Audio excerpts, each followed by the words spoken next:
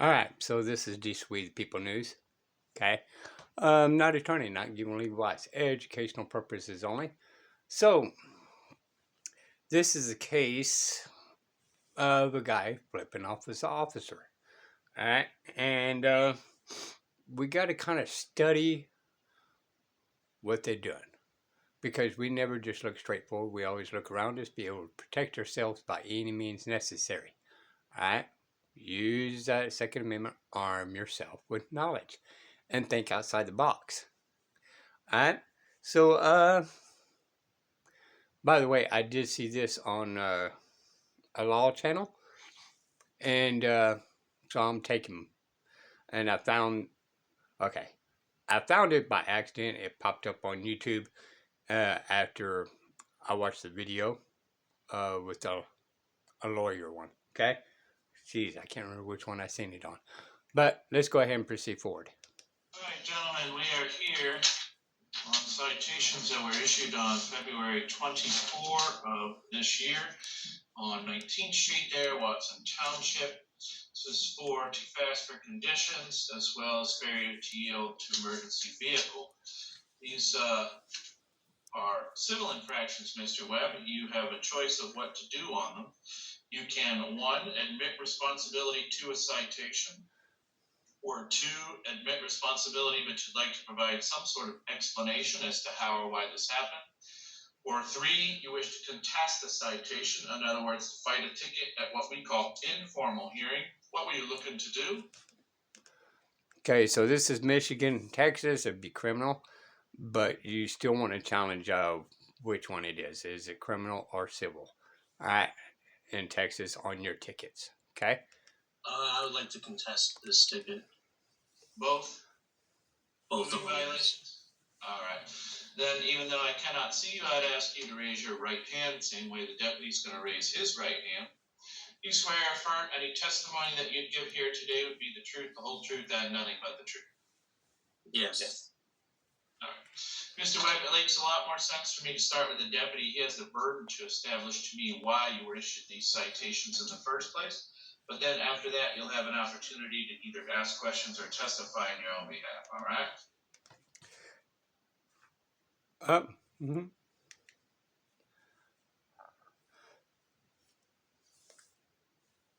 What the heck just happened?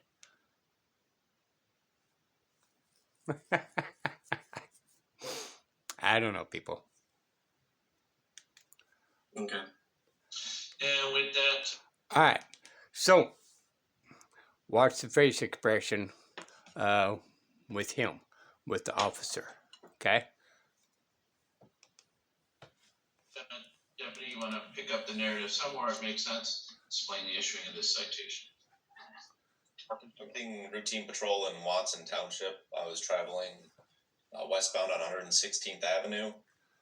I observed the defendant's vehicle driving directly ahead of me. While driving behind that vehicle, I paced it at 58 miles per hour for approximately 3 miles. Upon activation of my emergency lights, the vehicle continued driving for approximately a quarter mile before turning left onto 19th Street and coming to a stop. At that point, I made contact with the defendant, explained the reason of the stop, and issued the citation.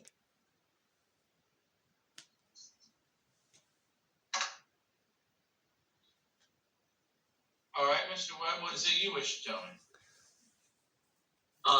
I guess I'll just tell my story. I was on my way back from school because I forgot that it was spring break. When I got onto 222, I saw Mr. Kibbe sitting in like the little construction area across from the gas station. That's when I decided to flip him off. This obviously made Mr. Kibbe upset, prompting him to pull out behind me and begin following me for a few miles until I reached a downslope. I had my cruise control set at 57, so as soon as I hit that... All right, so he had his cruise control at 57. Yeah. Don't say that. Don't say that. Don't give them ammunition against you, okay? Now I'm going downhill, but that's all you had to say. All right? and because the burden of proof is on the officer. Don't say any particular speed. And if the officer says, 58 mile an hour, alleged 58 mile an hour. Okay? So you want to keep that burden on them. Bottom of that downslope, my car accelerated a little bit, supposedly 1 mile an hour. And this is when Mr. Kibbe turned on his lights, and it was very obvious that he was targeting me. So I instantly, right away, started slowing down and decided that turning off to the left was going to be my best case scenario, because it was going to put Officer Kibbe out of the main road, which I know is one of the leading causes of death for officers. So you could do that. You want to kind of circumvent that officer safety thing, okay? Because they're so touchy about it, okay? And, Deputy, what is the speed limit on this road? 55 miles per hour. All right. So the too fast for conditions. Right there, right? So he already told himself. He already lost the case on that presented area. Now, this magistrate, I got to give him credit. He was playing both sides of the field when you see more of this, all right? But he's still putting more of the blame on this guy right here. But the judge knows what's going on. Let's check out a little further. The 58? Correct.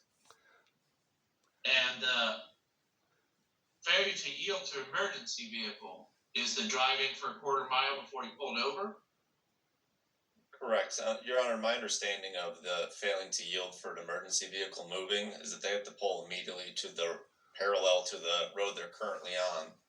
And in the event that I was heading to an emergency, he would have been impeding me by turning left across both lanes where I couldn't pass him. Now, that'd be true, but there's actually other statutes. Remember what I talked 1,000 times about this puzzle, this statute, this statute, this statute, and this statute, right? So there's a particular statute on that, but there's also other statutes that can play along into your protection as well.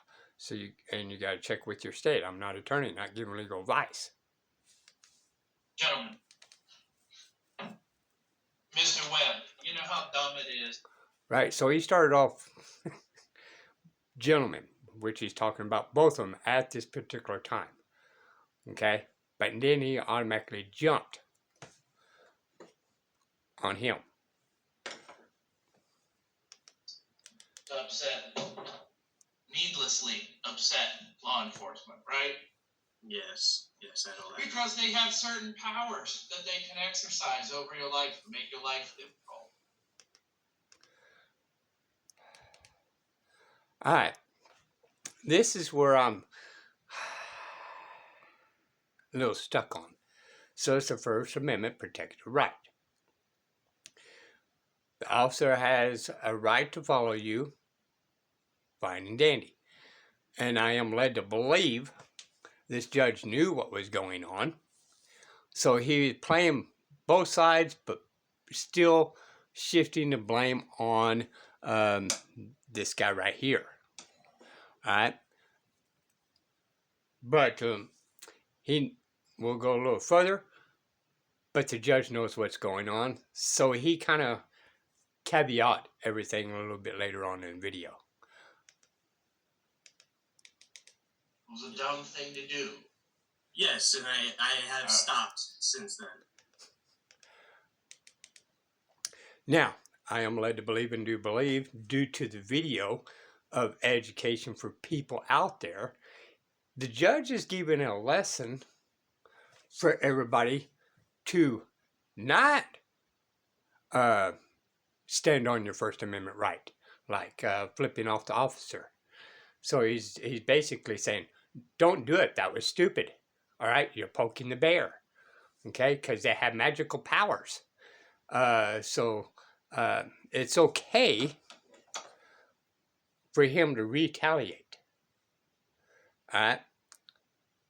And he's saying it's okay to give him the bird, but it's not okay because he has a gun. And he can send you to court, and you're going to have to pay court cost. All right. Here's the problem, but. And I don't know if he's saying it just to save faith with the judge or if he believes it. Okay? I don't know that. But, you know, this is the thing the courts want from you, right? They saying you were stupid for your constitutional right, but you still must bow down to him so you don't come and see him, because it's going to cost this man a lot of money for an officer to retaliate against this man. And this man wants the public to know that you must bow down. Okay? That's the smart thing for you to do, is to bow down, not to use your constitutional rights and redress your grievance. You know, do your petition redress of officers out there or any other officials. They want us to bow down. Period. Violation of basic speed law, too fast for conditions, is essentially, that's the wrong citation. You could have wrote him a citation for 1 to 5 over, and that's what he'd be looking at. But the violation of basic speed law is essentially when you have a slide off or something like that, you were going too fast for conditions.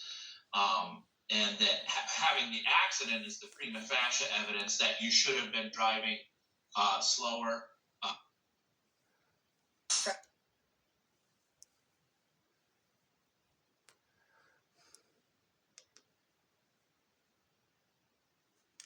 You know, avoid that happening, as opposed to. So right there, right? And I had to say he was a good judge in this, magistrate. Okay? So he knows what he did and knows he had a right. But he was actually going ahead and doing the research to kind of help him. Okay? He don't want this to go maybe to appeals or anything like that, you know. But, you know, he may be a new officer. I don't know. So he's kind of just giving everybody a lecture here, but still shifting all the blame on the people and not the officer. Just essentially a speeding ticket, meaning nothing happened with your vehicle, but a moving violation that you were in fact going faster than posted speed limit. So this could have been a faster than posted speed limit ticket, but the way it's written, a violation of basic speed law, we reserve that for a failure to maintain to your vehicle to stop a clear and assured distance before you hit something else or before you leave the roadway. Other problem is that. See, he's actually looking at other statutes and a little bit of cases of this, and this, right? So he helped this guy and teaching him a little bit, but still overall shifting all the blame on him due to the reaction of this officer. Now he was allegedly speeding. Well, there's no allegedly. He said he was. So that was probable cause. The officer had it. The following was retaliation, hoping the guy would goof up. Okay? That's all it was. It was hoping the guy goof up, and he admitted it. Failure to yield to emergency vehicle is this. Once an officer is trying to pull you over and it's obvious to you or reasonable to an objective person that the officer is trying to pull them over, i.e. lights and sirens, and there's nobody else but you, then you know that they're trying to pull you over. The issue with that is you do have the right to. Now, I'll tell you right now, if you just speed up and drive away, this turns very quickly into what's called fleeing and eluding, which is a felony crime, right? But if the officer's trying to pull you over, you are able to drive to a place that you feel is more conducive to a safe stop.